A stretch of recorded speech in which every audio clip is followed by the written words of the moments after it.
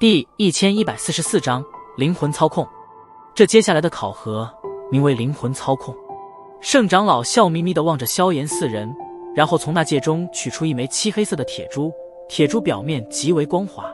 而且看上去没有半点的光泽度，黑漆漆的，给人一种极为沉重的感觉。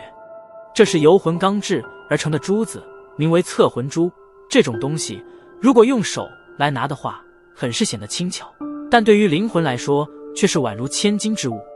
在这灵魂操控开始后，天花板上会洒下众多的恻魂珠，而你们则是需要不使用斗气，光使用灵魂力量来将之支撑而住。事后谁接下的恻魂珠最多，那么他便是此项考核的最佳者，以此类推来评名次。